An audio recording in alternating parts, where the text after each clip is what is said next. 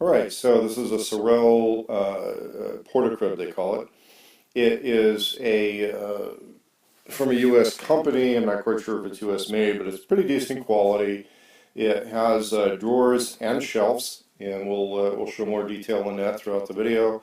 If you have any questions, ask them in the comments below. You may get bored watching the entire video.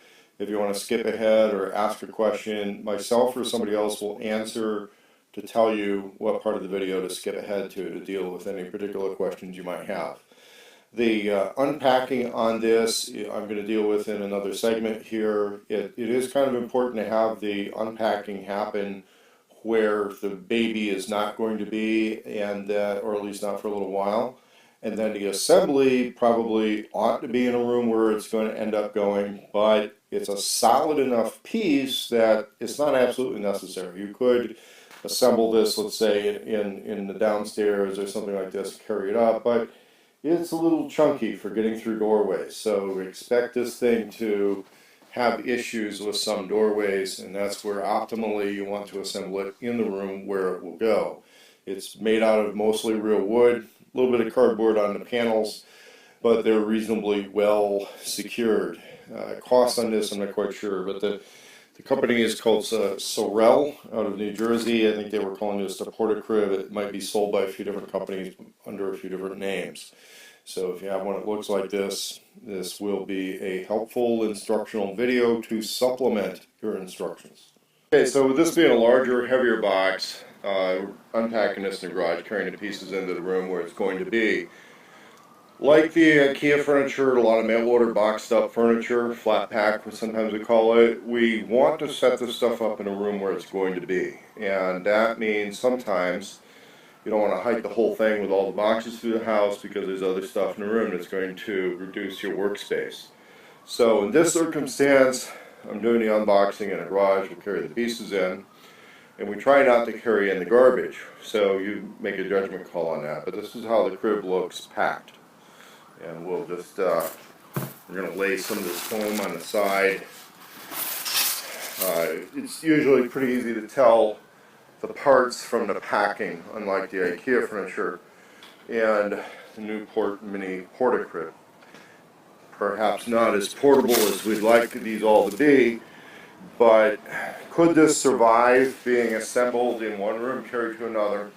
Probably, but when somebody's paying for it, we still want to go with the traditional of assembling it in the room where it's going to be.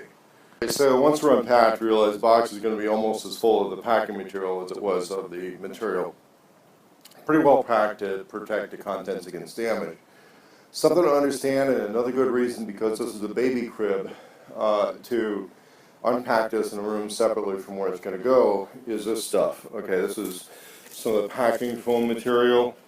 We don't want that stuff getting all over the place. It tends to want to come apart, and it could pretty easily be mistaken for candy by a small child. It's edible, but probably not at all healthy to eat. So that's another reason to unpack this in a separate room and get all these little pieces back in the box right away and close that box back up. Now I know a lot of people like to separate everything out for recycling purposes, but cleanliness and safety from my standpoint is what I'm going to do with my job. And so that's what I'm going to recommend. The first thing to go together on this is the drawers. There's a few things that they did with pre-assembling this at the factory that are really going to help out with that. One is they put the drawer rails on everything, because that's one of the big complaints of the IKEA furniture with people that are new or infrequently dealing with assembling furniture, is the drawer rails can go on wrong. And everything can look right, you put them on wrong, and of course the stuff isn't going to go together. And a lot of times what they're going to do is they'll design it so that the holes go in different places, and if the holes don't line up, then it's wrong. You keep setting pieces on there until the holes do line up, and then you're probably right. On these, it's already done for you, so you don't have to worry about that. And that's one of the reasons I would classify this as, medium to easy as far as an assembly job goes. So they come already on here. One of the things that you can get wrong on this when you're assembling a drawer is that you could get those pieces reversed. So here's your clue. Here's where watching the video is going to benefit you, in addition to using the instructions that come with this. The wheels always go to the front and down on that type of a drawer rail. On the furniture side, on the box side, it's always front and down. On the drawer, and you'll notice it's kind of an L bracket attachment system, the wheel always goes up and to the rear. The other thing you're going to see is little curved and sloped parts on a rail, Those are the automatic drawer closure, a low budget, gravity operated automatic door closing mechanism. The other thing to look out for, though, is it is possible to get the sides on this backwards. The other thing that's possible to get wrong is gaps. We kind of want this to be done without a gap. It probably isn't going to matter much once everything's fully together, but you may have to physically hold this together as that's getting screwed in. A little easier said than done when you're wrestling with a piece. And this is where, if you've got a couple working together, it can work better to have this as a two-person job. Somebody just kind of holds it steady while the other person puts the screws in. Over here, now there are pre-drilled holes in the edges of these things, but you may or may not see those line up when the screws are going in, because the screws are kind of a sharp, they're sharp wood screws. So whether it's going in that hole correctly or not, you may not know. One of the things you want to make sure to do when you're doing this is to make sure there's a little bit of a gap here, that it overlaps a little bit. If you don't overlap it, this is going to happen. You'll get a little splintered section. Now that's not the end of the world. It's in the back of a drawer, but we want to avoid that happening.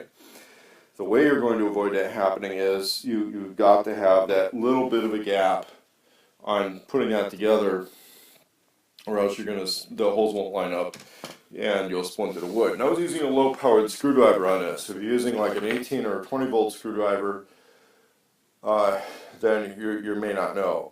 If you're using a hand screwdriver, it depends on how much downward pressure you're putting on these things, that it may create problems. So I kind of suggest using a low-power electric-type screwdriver on this stage of the assembly. We start getting into these things where I'm just going to be using a regular ratcheting wrench. Now, they talk about these things being 12 millimeter. I don't know about that kind of stuff, but a 532 appears to be working on that hex head. But they're usually metric, and my experience has been it's usually 4 millimeter metric, even though this isn't marked. So on to the next stage, but right now we're going to be getting all these drawers together. The box comes next. Okay, so putting the cabinet box together, the most difficult part is going to be the part that holds the drawers. These pieces all have to be assembled on one side before the other side goes in, and then when you are putting it together for the final assembly, you've got to make sure that all these other parts line up and go into the slots where they're supposed to go before the rest of it happens. One of the things that I'm finding pretty difficult. A lot of it has to do with this stuff's all wiggly and flexible, and if it flexes out of the spots, then it's not going to go in. In addition to that, if these are all loose, it won't go in. If they're all tight and they're off by just a little bit, then the pegs aren't going to all line up simultaneously. 8 or 9 pegs have to line up simultaneously, in addition to the slots, in order to get the other pieces on. So it's also another opportunity to kind of back off, see if there's other hardware to install, and check on that. There's a few screws that would go up from underneath here, but the way I was reading the instructions, they don't really go in until after the box is together. They want it to stay a little flexible as it's going together. But this is how they say to do it. You got to put one side together before the other side goes on. It's tricky, I'm not going to lie to you. And so what I'm going to do is I'm going to wrestle with the other side of it. And basically what all of this is going to use is these little barrel lock fasteners. Let's see if we can pull one out here. They come kind of pre-assembled, so you know where your pairs are.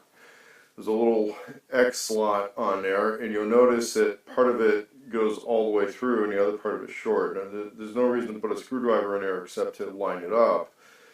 And those get lined up in these holes. Now some of them are going to be close to the surface of the hole. Others are deep down in there. And that's one of the reasons it's either has to be sideways or upside down when you're working on it. But pretty much sideways. And this is where things are going to get tricky on this piece. Okay, so here it's starting to go together and actually look like something, right?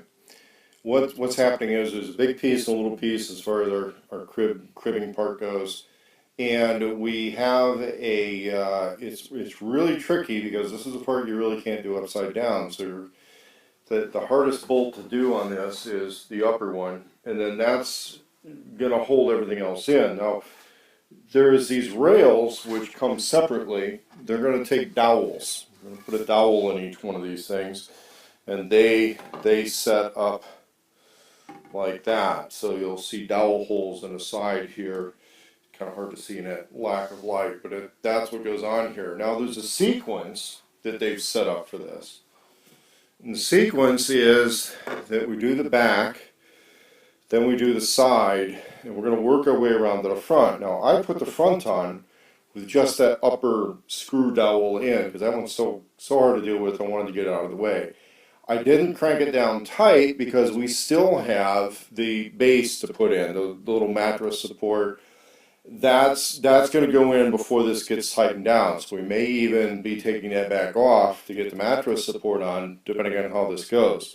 But the next stage is going to be putting the next side on. And again, the hardest aspect of this is getting that little screw base in up underneath. All right, so with the crib base going in, working the way around as I discussed earlier, the mattress base has these little wing arms on it. Hopefully you can see those maybe in a little bit of light here. Let's move this over here. So the mattress base has these little wing arms on it, which is part of how these are probably standardized across a few different manufacturers. Well, this may not be, so they compensate for that with these little wing arms. Now, what height you set this at, see there's like a medium, a low, and a high, is going to determine, the size of the child, what personal preference is, and it can be adjusted later on. Also, the thickness of the mattress that you might be using. Now, this comes with a couple of foam pads. The owners are telling me that they're not going to be using those. They're going to use a thicker mattress, something a little more deluxe. It's entirely, personal preference on that sort of a thing. The other thing is, this is set up to where it can go in the middle of a room with the shelves in the back, or you may not use those. And so if it goes in the edge of a room, of course, those aren't really going to be part of the equation. There's a little bit of touch-up I'm going to be doing here, not much. There's also some hardware available to attach this to a wall. For the most part, people don't want to do that. It's just that some building and insurance codes require furniture to be attached to the walls if it's going to be up against the wall. I find it kind of rare, but that's one of the reasons why these little strap kits are included in a lot of furniture that's out there these days. Yeah, there we are, all done. There is one additional thing that was going on here, which was the little baby changing strap. I call it the go and answer the phone strap. If you changing a baby's diapers or something, you got to go answer the phone really quick. You don't want them standing up, jumping off this thing, so you put the little seatbelt strap on there. That's separate from the one that was for holding it up against the wall. But again, the end users on this, I think they're going to use different mattresses, so we're not setting those on there at this point. And the baby's still not on the way yet. So one of the things we may end up doing is lowering the mattress one notch. We'll see how that goes. The thing is that generally speaking, the newer the baby is, the higher you're going to have the mattress. As the baby gets a little bigger, you'll lower it. We set it on the middle one. We're kind of okay in the halfway point. The drawers are all in, and that's it. It's kind of a nice item. Pricing I'm not really sure of. So next, I'll film the beginning of the video. Alright, so this is a Sorelle Porta crib, they call it. It is from a U.S. company. I'm not quite sure if it's U.S. made, but it's pretty decent quality. It has drawers and shelves, and we'll show more detail on that throughout the video. If you have any questions, ask them in the comments below. You may get bored watching the entire video. If you want to skip ahead or ask a question, myself or somebody else will answer to tell you what part of the video to skip ahead to deal with any particular questions you might have. The unpacking on this, I'm going to deal with in another segment here. It is kind of important to have the unpacking happen where the baby is not going to be, and that, or at least not for a little while. And then the assembly probably ought to be in a room where it's going to end up going, but it's a solid enough piece that it's not absolutely necessary. You could assemble this, let's say, in the downstairs or something like this, carry it up, but it's a little chunky for getting through doorways. So expect this thing to have issues with some doorways, and that's where optimally you want to assemble it in the room where it will go. It's made out of mostly real wood, a little bit of cardboard on the panels, but they're reasonably well secured. Cost on this, I'm not